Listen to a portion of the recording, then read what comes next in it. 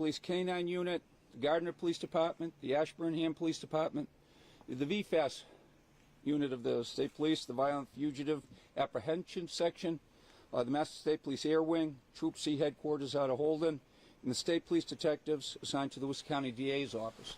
So like I said, the search is going to continue. I really don't have too many answers at this point.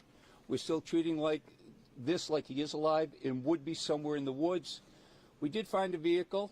The vehicle was located by a hunter. So we're asking anyone with trail cams, any hunters, any people with video cameras at their houses, please give it to the police. I'm going to have the number in a second, Gardner Police or the State Police.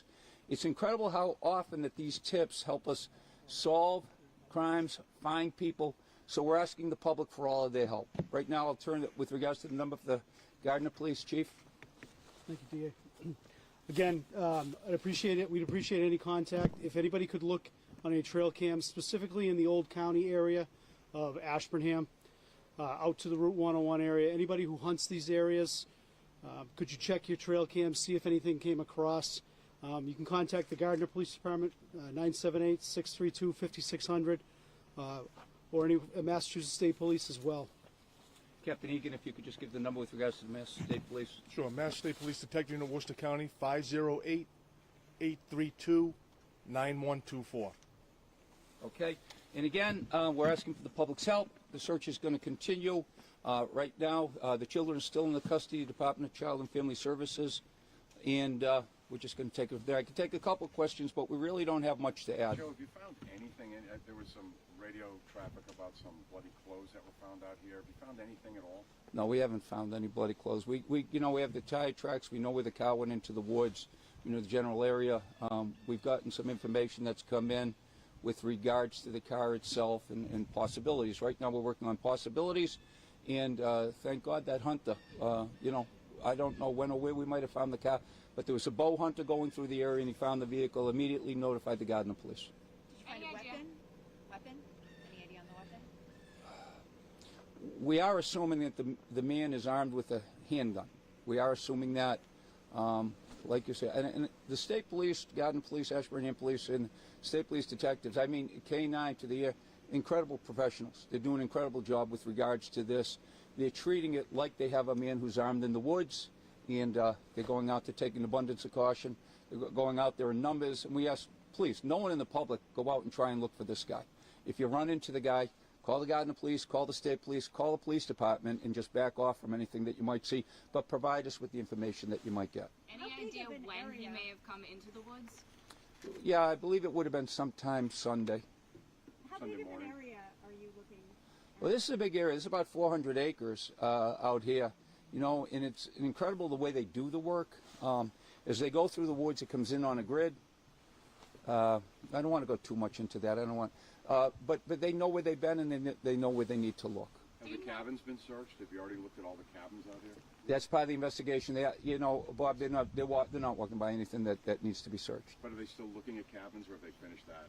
They're looking at everything. Yeah. They're looking at everything. Why was the shelter in place called off? What's the difference now? I wasn't involved with that. I don't know why. I think when some information come in, some people reacted quickly. They want, out of an abundance of caution, wanted to make sure that no one was at risk. Okay?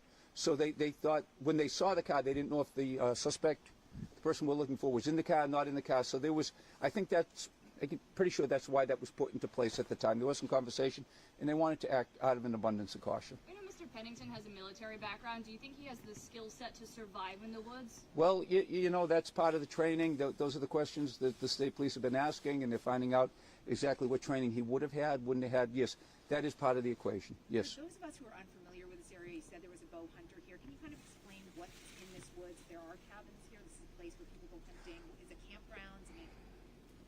The chief can talk to the landscape a little bit better than I can. This area up here to your right is Camp Collier. It's a land trust. Boy Scouts, churches use it for getaways, things like that. It's very heavily wooded. It's sparse. You can go a long ways without seeing anything. So the grid search is large at this point in time.